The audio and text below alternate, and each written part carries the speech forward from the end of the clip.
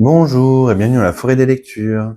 Alors, aujourd'hui, je vais vous parler de Peanut Train. C'est un manga en un tome sorti aux éditions Les Lézards Noirs. C'est la première œuvre en français de Yojiro Orita.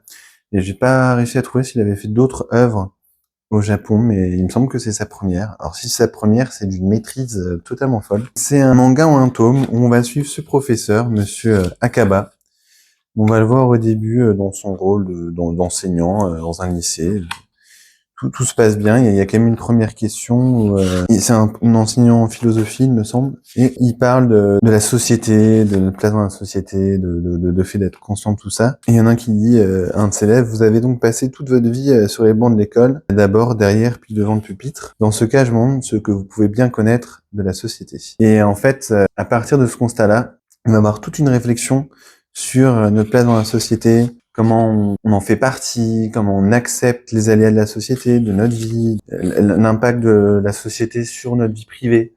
Il y a plein de choses qui vont être réfléchies dans ce manga. Et je vais quand même devoir révéler. On suit cet enseignant, il y a sa compagne qui semble avoir des problèmes psychologiques et qui est enceinte, mais tout va bien pour eux. Il a juste tendance à manger beaucoup de cacahuètes. Peanut Rain, c'est dans Peanut, c'est dans cacahuètes. Et l'enseignant aussi aide une de ses anciennes élèves dont la mère a des problèmes psychologiques. Elle trouve que cet enseignant est un bon confident. Donc elle, même si c'est plus son enseignant, elle revient le voir, surtout qu'elle est un peu stressée par la rencontre parent-prof. Et il lui vient en aide parce qu'elle a commis un vol dans un magasin et que sa mère ne répond pas. Donc il vient l'aider. Et à partir de là, elle est un peu désespérée et elle va l'embrasser. Elle l'embrasse, puis s'en va. On voit qu'il est surpris et on voit qu'il y a quelqu'un qui filme. Et à partir de là, ça va bouleverser sa vie puisque cette vidéo va être sur Internet. Il va devoir démissionner, ça va se complexifier avec sa femme.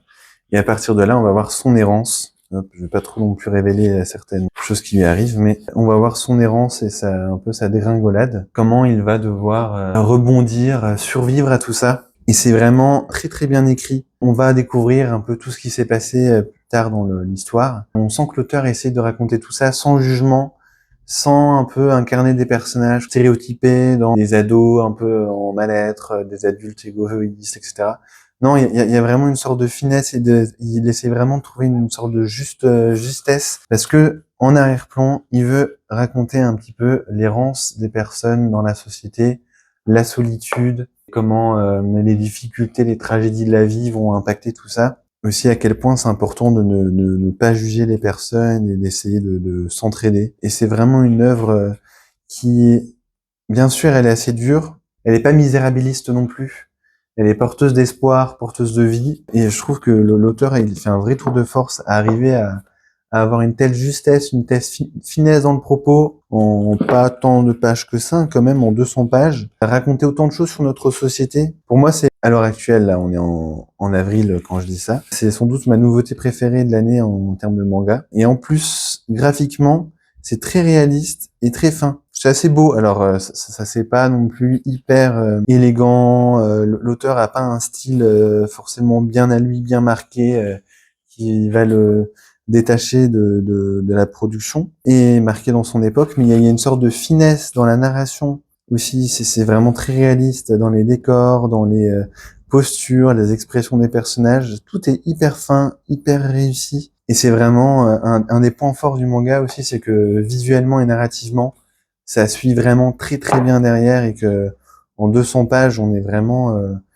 happé et il se passe vraiment beaucoup de choses sans que ce soit non plus l'enchaînement. Enfin, il y a quelque chose de très juste et très maîtrisé dans ce manga. Et c'est vraiment un gros coup de cœur, une très belle réussite. Et je pense que ça peut être vraiment, ça coûte 14 €, c'est le prix classique souvent chez de ce genre d'ouvrage, ce genre d'édition chez les Lézards Noirs. Ça vaut clairement la découverte. C'est le genre de manga de tranche de vie qui amène à réfléchir, qui propose un vrai regard et un point de vue intéressant sur la société et avec vraiment, je trouve, je le redis, hein, une justesse parce qu'on pourrait vraiment tomber dans le misérabilisme, les scènes un peu trop appuyées. Alors il y a quelques scènes où il y a des pleurs, mais je trouve que c'est vraiment toujours très juste et il y a des scènes de dialogue vraiment très bien écrite.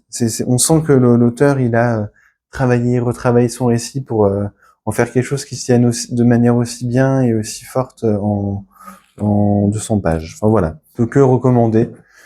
C'est vraiment, vraiment très bien. Voilà, j'espère que ça vous aura plu. Au revoir et à bientôt, merci.